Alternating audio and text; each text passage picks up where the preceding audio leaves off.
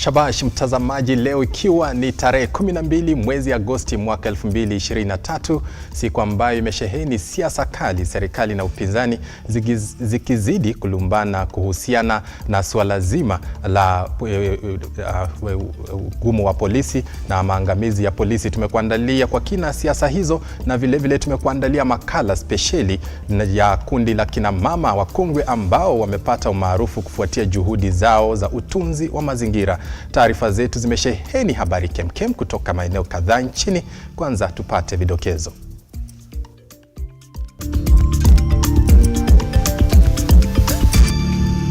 Leo hii kwenye Lookup Wikendi. Wiki ijayo tunatangaza another program. Sasa muambie watu wenu wawachane na mambo ya maandamano, wawachane na mambo ya sufuria kwa kichwa, waende wajiandikishe, wachukue fertilizer, waende kwa shamba. The top of your voice in another part of the country and you are purporting to be a leader of a country. Every life must count. And then you're obsessed with saying, oh, my next responsibility is to take Raila to Bondo. Naibu Rais Rigathi Gachagua atua kaunti ya Nandi, huku vinara wa upinzani Raila Odinga na Muungano wa Azimio wakihudhuria misa katika kanisa la SDA na kukashifu mauaji ya watu kiholela na maafisa wa polisi. Unlike other parts of the country, the maize crop takes 105 days here. So it means that with irrigation you can actually do 3 crops. Mashirika mbalimbali yaonyesha ari ya kuendeleza kilimo kwenye mpango wa Galana Kulalu kwenye shamba la ekari 200,000 ili kukabiliana na makali ya njaa nchini. Kutana na kundi la wajane walio na bidii ya mchwa kupanda miti kama njia ya kujiruzuku. Na kwenye spoti tunakujuza kuhusu maisha ya Kazo Ngumbao baada ya kutumikia kifungo cha miaka 3 gerezani.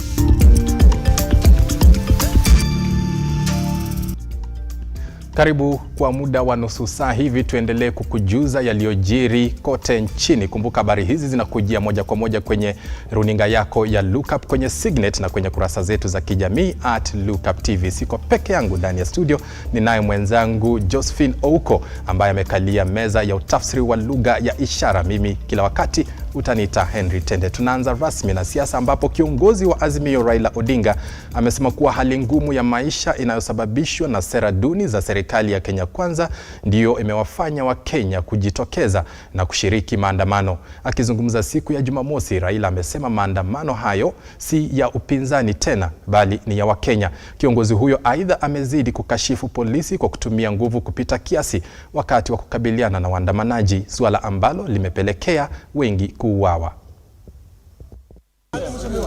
Kiongozi wa Azimio Raila Odinga ameshikilia kuwa hana haja na kujiunga na serikali ya Kenya Kwanza. Akizungumza alipohudhuria ibada ya kanisa eneo la Nyanza, Odinga alilaumu serikali kwa vifo na ukatili uliofanyiwa waandamanaji na kudai kuwa mazungumzo yanayotarajiwa kuanza Jumatatu yatafanyika tu ikiwa kutakuwa na nia nzuri kutoka kwa serikali. Yes, we can talk. But we'll only talk so long as there are conducive environment for talking. We have also said we do not want a share in Kenya Kwanza government. We do not want handshake, hands which are tainted with the innocent blood of our people. We will not touch those hands. Not touch those hands. We will not touch those hands. We will. Odinga pia alimsuta Rais RUTO kwa matamshi yake ya kuwa nia yake ni kumsafirisha yeye hadi Bondo.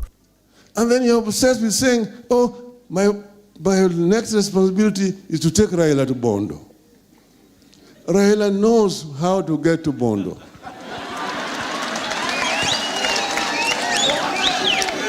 I don't need RUTO to take me to Bondo. But what is done is criminal.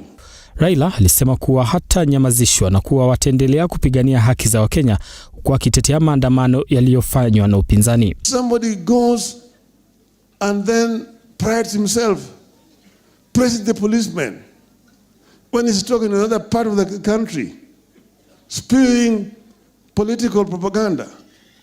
That, nitawakalia ngumu,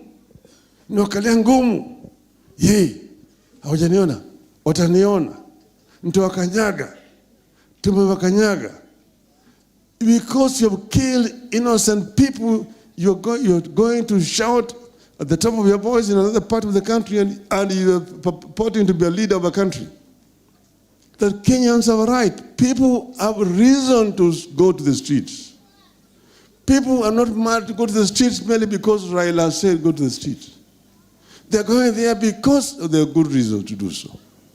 They're talking about high cost of living. They're talking about high taxation. They're talking about education for their children. They're talking about electoral justice. All these are very fundamental issues that Kenyans are raising against this regime. Odinga alionekana kugadhabishwa, alidai kuwa kuna njia nyingi za kufanya maandamano na kuwa hawatakubali wafuasi wao kuuawa tena, akikashifu ukatili wa polisi. We will not be cowed. And I've said that people don't have to come to the streets. There are many other different ways of protesting. We can ask the people to stay home and don't go out to the street to be shot by police. And next time, we are not going to ask people to go out and demonstrate. We'll tell them, kaa nyumbani. Kaeni nyumbani. Odinga pamoja na viongozi wengine wa Azimio walihudhuria mazishi ya watu wawili walioaga wakati wa maandamano kwa kile kinachodaiwa ni ukatili wa polisi. Viongozi hao walitumia fursa hiyo kukashifu vifo vya waandamanaji, wakitaka serikali kuwajibika. Lookuptv, Nairobi. Kiachana na siasa za upinzani, tugeukie upande wa Kenya Kwanza, ambapo Naibu Rais Rigathi Gachagua amesema serikali itasaidia wakulima wa mahindi eneo la Bonde la Ufa kumudu gharama ya kukausha mahindi. Gachagua ambaye alihudhuria hafla ya kuchangisha pesa za kupiga jeki mipango ya kanisa la ACK nchini, ametangaza serikali kupitia kwa Wizara ya Kilimo imetenga pesa za kutosha za kununua mahindi kutoka kwa wakulima katika muda wa saa 48. Naibu Rais amesema ununuzi huo utakuwa wa moja kwa moja baina ya serikali na wakulima ili kuangamiza makateli wanaowahangaisha wakulima. Naibu Rais Rigathi Gachagua akiandamana na viongozi wengine serikalini alitua kaunti ya Nandi kuhudhuria hafla ya kuchangisha pesa za kufanikisha miradi ya kanisa la ACK nchini. Gachagua akiwasili kaunti ya Nandi, ambayo ni moja kati ya kaunti ambazo zinalima mahindi kwa kiasi kikubwa. Naibu Rais ameambia wakulima kaunti hii serikali itapiga jeki zoezi la kukausha mavuno ya mahindi ili kuwapunguzia wakulima mzigo huo. Tunajaribu, tumepata bumper harvest. Tunashughulikia mambo mawili: kutafuta dryers ya kutosha, tukisaidiana na hao magavana, ambaye ile kiwango itawekwa, mkulima atalipa nusu na serikali italipa nusu. Huku taifa likitarajia ongezeko la mavuno ya mahindi baada ya serikali kuwafaidi wakulima na ruzuku ya mbolea, Naibu Rais ametangaza serikali imo mbioni kuweka utaratibu utakaomaliza makateli wanaowafyonza wakulima wakati wa kuuza mahindi kwenye gala la NCPB. Rais aliniagiza kabla hajaondoka nianze kuweka mikakati ikifikia Jumatatu hii na National Treasury na Ministry of Agriculture na National Cereals and Produce Board, tuweke pesa ya kutosha ya kuchukua mahindi ya wakulima na kulipa within 48 hours. Ndio tumalizane na mambo ya mabrokers. Gachagua amewataka wabunge kupiga jeki miradi ya serikali ya kuinua kiwango cha maisha cha Wakenya kwa kutumia ipasavyo fedha wanazotengewa za CDF. MPs, tumia pesa mzuri. Iko pesa basari. Peana basari in a fair and transparent manner. Pea kuwa na usawa. Hapana chukua pesa ya basari kupatia matajiri. Peana kwa kila mtu. Hizi shule ya primary school jenga. Badilisha uso ya shule. You have an opportunity, mjulikane kwa kazi peke yake na kuongea bunge na kutetea rais na serikali yetu. So mimi sasa kazi yangu nilimaliza. Ya maendeleo nitamsaidia.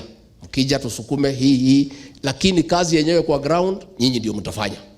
Na mtakuja kuuza kazi yenu. Unasimama kwa platform unasema nimefanya hii, nipatie miaka ingine 5 niendelee. Naibu Rais amesisitiza serikali ya Rais RUTO imejitolea kwa hali na mali kupunguza gharama ya maisha nchini na kuwataka viongozi wa upinzani kutotatiza shughuli hiyo kupitia maandamano ya mara kwa mara. Dalili ya uchumi kuboreka imeanza kuonekana. Why?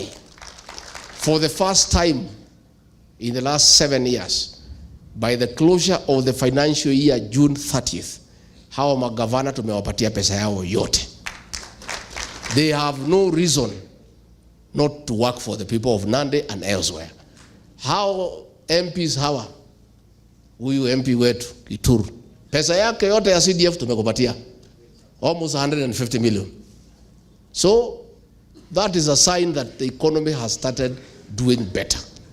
Wakati sasa utadhihirisha iwapo juhudi za serikali za kuzalisha chakula cha kutosha zitazaa matunda, huku wakulima sehemu mbalimbali nchini wakiendelea kuvuna mazao yao. Henry Tende, Lookuptv. Mradi wa usalama wa chakula wa Galana Kulalu unaopatikana katika mipaka ya kaunti ya Kilifi na mto wa Tana umeanza kuwavutia wawekezaji wa kibinafsi. Tayari kampuni 15 zimeonyesha nia ya kuwekeza katika kilimo cha umwagiliaji cha shamba hilo lenye ekari 200,000. Wairimu Wasike na taarifa hii kwa kina. Mradi wa Galana Kulalu ambao ulilengwa kuzalisha chakula cha kutosha kwa taifa na kukumbwa na changamoto, sasa unaonekana kupata mwamko mpya. Serikali kupitia kwa wawekezaji binafsi inapania kuanza kilimo cha unyunyuziaji kunufaisha mfuko wa chakula wa kitaifa. Mmoja kati ya wawekezaji hao wa kibinafsi ni Peter Njonjo ambaye ni mmiliki wa kampuni ya Selu. One thing that we want to highlight is that unlike other parts of the country, the maize crop takes 105 days here. So it means that with irrigation you can actually do 3 crops a year, including a rotational crop. And when you take that into account and the high yield, then this has an opportunity of actually creating a huge transformation as far as maize is concerned. At 20,000 acres, we anticipate that we can get to as high as 2 million bags a year. And that starts now making a difference in terms of pricing. Our objective is to ensure that with this yield, we can then give back to society a lower price product that is of very, very high quality. Kampuni ya Selu kwa muda sasa imekuwa ikifanyia majaribio aina tofauti ya mahindi kubaini aina ya mahindi itakayofanya vema zaidi katika mazingira ya unyunyiziaji ya Galana Kulalu. Mpango huu wa kuwahusisha wawekezaji wa kibinafsi kuchukua usukani wa mradi huo unapania kuimarishwa katika muda wa mwezi mmoja, wakati ambapo wawekezaji zaidi watapewa nafasi hiyo. Wakati mradi huo ukiwa katika awamu ya mwanzo, serikali nayo inajizatiti kuweka rasilimali ya maji na unyunyiziaji. We've set up a pilot phase of 495 acres. And the purpose of this pilot phase is for us to in detail interrogate and try out different factors of production to enable us develop a standard protocol which we'll use in the bigger production phase of 10,000 and 20,000 acres later on. To be able to develop the fertilizer regimes, we've carried out extensive soil analysis and study to look at the structure, look at the nutrient content, to look at the water retention capacity, organic matter content, among other things. Waziri wa maji na unyunyiziaji Alice Wahome anakiri serikali haitasita hadi kuwe na mafanikio ya mradi huo. Because as National Irrigation Authority, when we started, we also did piloting to see what seeds, what varieties will do well. Was doing at 32 bags per acre, and not always, So the work that Twiga is doing here is perfect. Twiga will take 20,000 acres. We do have enough water. We have done our estimates. We have enough water to irrigate 10,000 acres here. Wairimu Wasike, Lookuptv. Asante sana mtangazaji wetu Wairimu Wasike. Tukisonga mbele ni kwamba katika kaunti ya Machakos, mhisani mwema kwa jina Pamela Achieng anatatizika kutafuta jamaa wa ajuza wa miaka 76 ambaye amelazwa katika hospitali ya Machakos Level 5.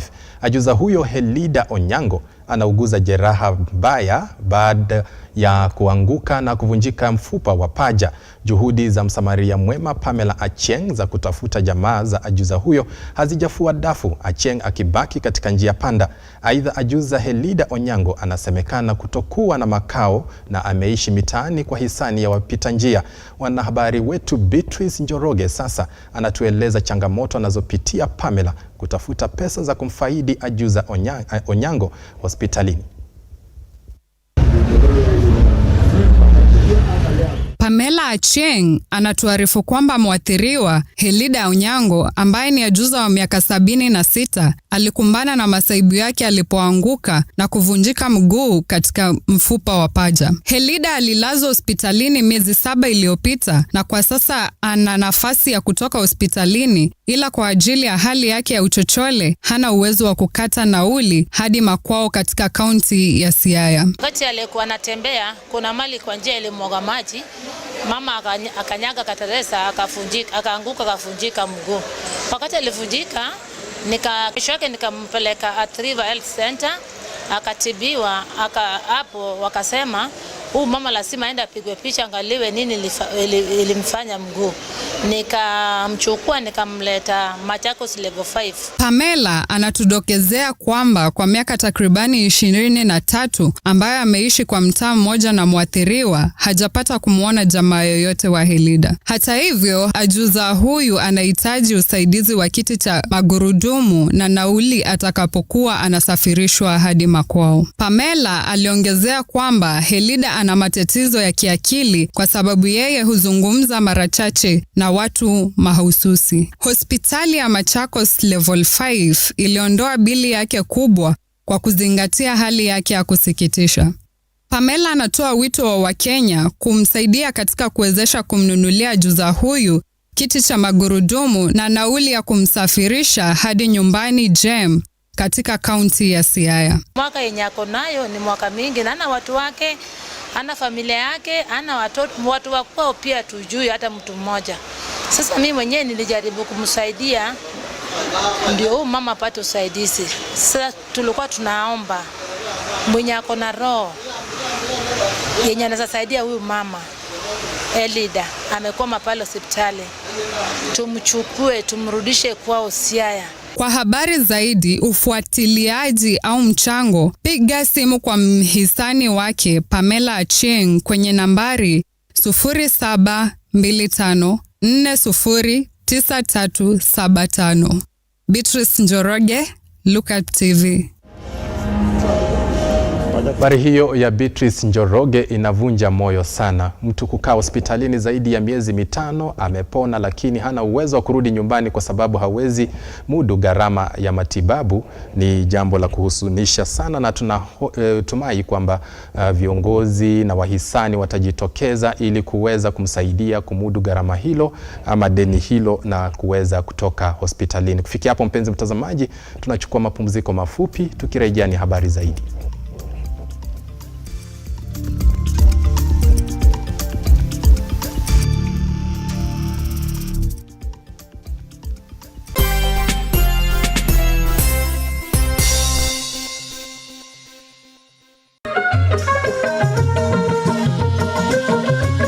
Karibu mtazamaji kwenye kipindi cha jamii na itikadi.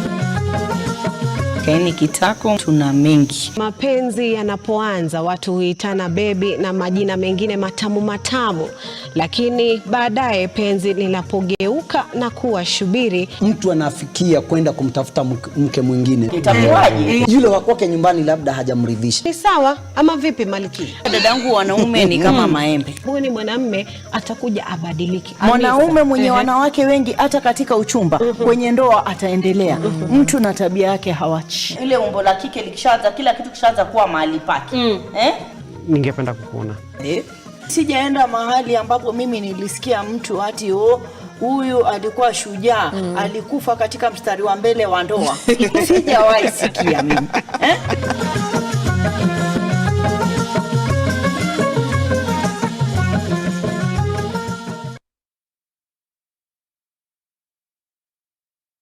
Ukulima ili ujifundishe mengi, uweze kujua ukulima pia ni mali. Kumbuka kipindi ni nini? Kipindi ni ukulima ni mali na Manjoro, upate hela.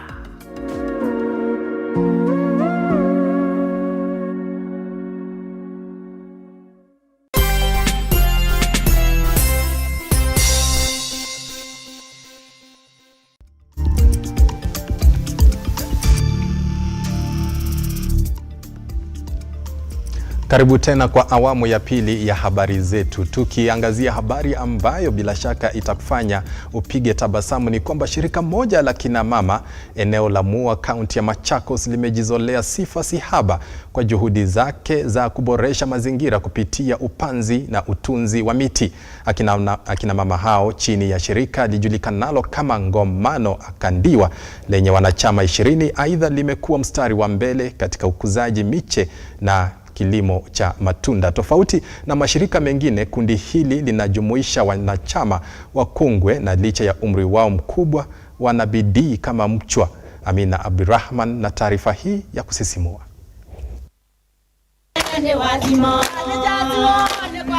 Kundi la wajane la Muungano Akandiwa kutoka Mua, kaunti ya Machakos, limejitosa katika shughuli ya upanzi wa miti kama njia mojawapo ya kuboresha maisha yao sawia na kuhifadhi mazingira. Na sisi tunafanya kazi ya kupanda miti ya kukula, hizi zingine zina fence, tunapanda hizo sote.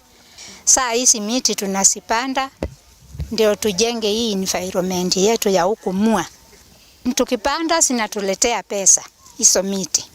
Tunataka watu wengine wanunue wakapande kwao ili wafaidike kama sisi. Kulingana na Christine Dunge ambaye ni mwanachama wa kikundi hicho, biashara yao ya uuzaji miche na matunda imewajengea umaarufu, jambo lilopelekea mashirika mbalimbali kujitokeza na kuunga mkono juhudi zao. Sasa tumejipata kwa hii project hii mko nayo juu wanatujua tunapandanga miti. Haya yanajiri wakati ambapo mamlaka ya usafiri wa anga Kenya ikifanya kikao nao cha upanzi wa miti katika kituo cha Rada, ambapo walishirikiana na kikundi kilichosambaza miche zaidi ya 1000 inayopatikana hapa nchini. There's a CSR policy which we are driving, and one of the thematic areas is on environment. So we are here to plant trees so that we conserve the environment.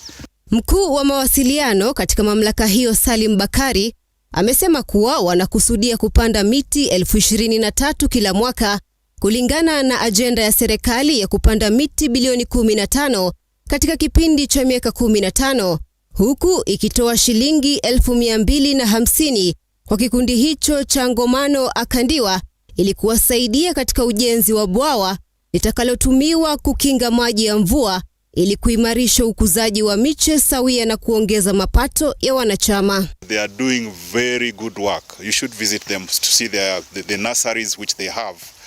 So in their request they had quite a number of issues.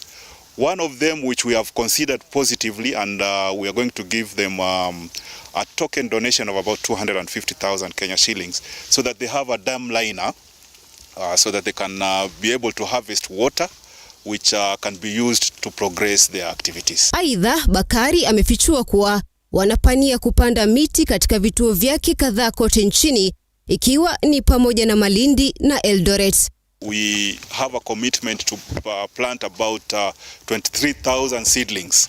So we've come up with a program where we want to visit areas like Kapseret in Eldoret, areas like Kakamega Forest, there are areas in Narok. We want to go to Malindi's Araboke Sokoke Forest. Amina Abdurrahman, runinga ya Lookuptv.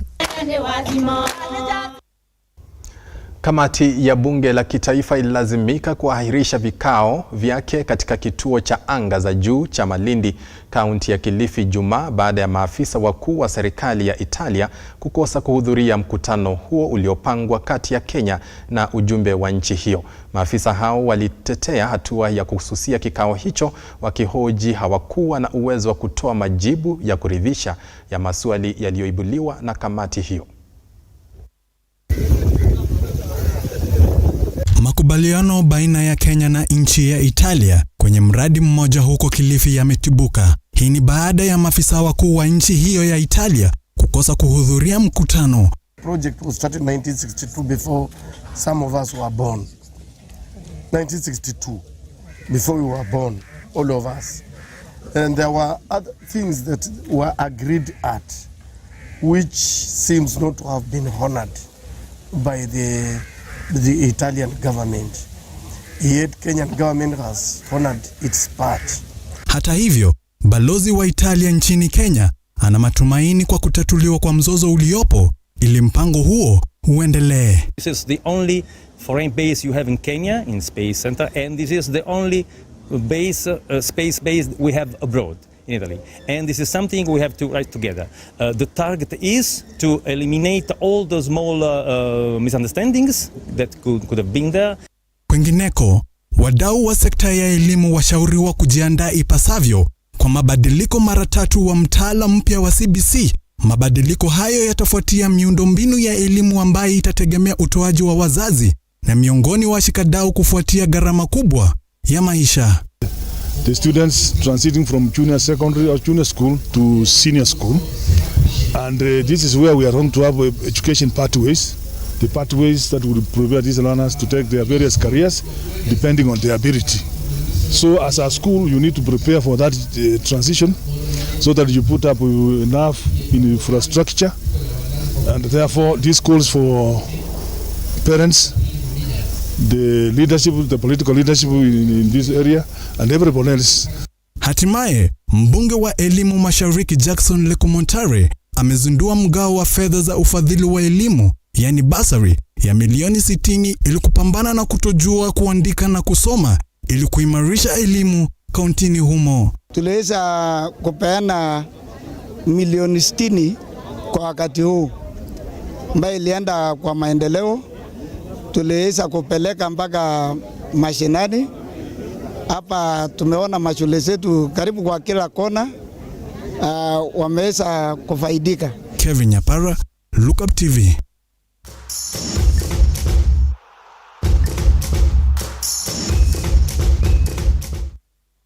Wacha tudunde viwanjani na makala spesheli kutoka kwa mwanahabari wetu Robert Chacha, ambapo baada ya kutumikia kifungo cha miaka 3 gerezani katika jela la wasichana wasiozidi umri wa miaka 18 na ya Kamae Bostol ya Kamiti kwa sababu ya kuavya mimba, Kazo Ngumbao alipata uhuru kupitia kipaji chake cha soka. Mwanahabari wetu Robert Chacha, kama nilivyokuarifu, ametuandalia habari hizi na makala haya spesheli kuhusu kipaji changu. Ni klabu ya wasichana ya Kitoto Starlet ambao wanajumuika kufanya mazoezi yao katika shule ya upili ya Githunguri iliyoko Ruiru katika kaunti ya Kiambu. Miongoni mwa wachezaji hao ni Kazo Ngumbao mwenye umri wa miaka 18 na mzaliwa kaunti ya Kilifi. Kwa umbali utamwona mchangamfu na mwenye bashasha na mpole, lakini miaka 3 iliyopita alitumikia kifungu cha miaka 3 katika gereza la taasisi ya Kamae Bostol iliyoko Kamiti. Je, ni vipi alijipata gerezani? Nimesomea shule ilikuwa inaitwa Paziani Primary School. Nikamaliza, after kumaliza shule nikajoin form 1 Bandari Secondary School. Nilikata mmoja, then nikaambiwa niende nyumbani juu ya school fees. So nilienda nyumbani. Kufika nyumbani babangu hakuwa na uwezo wa kunilipia school fees. So nikakaa nyumbani. Baada ya kukaa mwaka mmoja nilipatanga boyfriend. So mimi nilikuwa tu nakaa nyumbani alafu naenda kwao. So during the process nikapatanga ball. So mimi nikaambia huyo kijana akakataa. Sasa kukataa na juu environment yetu ilikuanga mbaya, mimi nikadecided kuabort. So siku yenye sana niliabort, during the bleeding process ndio watu wakajua. Sasa kujua nikapelekwa kwa chief, ni alinikujia home, tukaenda kwa sub chief. Kufika kwa sub chief tukaongea na huyo sub chief, akaniambia tuende na yeye hosi niende nisafishwe. So nikaenda na yeye. So hiyo njia ya kwenda hosi karibu kuna police station. So akanichukua akanipeleka police station. Kanzu ambaye ni mwanafunzi wa kidato cha 3 anasema maisha gerezani hayakuwa rahisi, lakini alipiga moyo konde na kuamua kukuza kipaji chake cha soka sawia na kuanza masomo. Mimi naweza sema maisha ya hapo ilikuwa ngumu venye nilikuwa niko mgeni hapo, lakini time yenye nilikaka niliona tu maisha iko sawa juu the more I respect wale teachers wenye wako hapo, maisha yako tu itakuwa tu sawa. Lakini ukiambiwa kitu kama tuseme umeambiwa ufagia alafu hujafagia, so unaona wewe ndio maisha yako itakuwa ngumu. Kipaji chake kilimfurahisha John Baraza, kocha wa klabu ya wasichana ya Getotwa, na hapo mwanzo wa kupata uhuru wake. Kulingana sasa, kwa mara ya kwanza venye alikuja alikuwa na kale kauoga, hakuwa na ule uhuru wa kuongea na watu kama kawaida, ile kuzoeana na watu, sababu amezoea pale ndani watu wamekuja ujiwana hapa nao hapa nje pia ni wageni environment. Mtu ametoka coast huku ni central, unaona kuna ile tofauti. Kulikuwa na kugumu kiasi, hata nikiwa nyumbani mimi alikuwa aniiti coach ama Baraka, mimi alikuwa aniita mwalimu, sababu pia mimi ni askari jela, so na akikaa yeye alikuwa anatu huyu ni mwalimu. Kwa hivyo mara nyingi pale nyumbani mimi mwalimu nijaribu kumuelezea bisi mwalimu vile wenzako niite hata kaka. So with time amekuja kidogo, amekuja amechange, amejua huku ni nje venye anafaa kukaa hivi na hivi. Kimaisha pia tabia generally ako discipline. Kulingana na Lea Lumbisia, mwalimu na mshauri kwenye klabu ya Getotwa, amejitwika jukumu la kutoa ushauri na saha kwa wasichana ambao wametoka gerezani. When she came here, what we've been doing just to talk to her, and we thank God that she's accepting. She has accepted herself, she has accepted to change, and she's doing so well academically, field-wise, she's doing so well. Wasichana wenzake wakisema wamejifunza mengi kutoka kwa Kazo. Sisi tumejifunza kama wasichana tusikatae kufanya venye serikali inakataa, to follow tu venye inataka, cause tunaweza drop there na tukose kuona familia zetu. So tunafaa tu follow venye yeye, hiyo makosa pia sisi tufaa turekebishe juu pia sisi wengine tunafanya hivyo. So kiuchezaji in the next 2-3 years Kazo atakuwa amegrow na huenda maybe akabahatika ukampata kwa timu kubwa, ingawaje timu yetu pia sasa yaongoza ligi, tuko promoted tenda division 1, atajipata pale pia. Kwa hivyo atakuwa na nafasi nzuri ya kuendeleza talanta yake akiwa ligi ya juu. Naam, anapokuwa anacheza mpira huu, kwa hakika soka limeweza kumpatia nafuu na hata kumtoa gerezani. Kwa msichana Kanzo, hii ndio matumaini ya soka. Lengo lake ni kuchezea klabu ya Barcelona iliyoko Uhispania na hata kuwa muuguzi. Kauli yake nikiwa ni kama unaishi kwa jamii usitende mabaya, kwani huenda ukajipata pabaya. Robert Chacha kutoka shule ya sekondari ya Githunguri iliyoko katika eneo la Ruiru, kaunti ya Kiambu.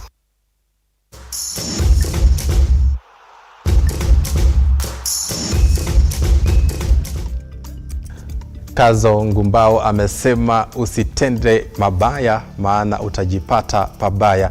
Bila shaka ni funzo alilopata baada ya kujipata gerezani kwa kuavya mimba, lakini ndio kwanza amepata nafasi ya kurekebisha maisha yake, na tunatumai kupitia talanta yake ataweza kufikia ndoto zake. Kufikia hapo, mpenzi mtazamaji, hatuna la ziada ila kulikunja jamvi la Lookup Wikendi. Mimi ni Henry Tende na mwenzangu kwa lugha ya ishara amekuwa mtangazaji wetu Josephine Ouko. Tunakutakia usiku mwema usiokuwa na hitilafu.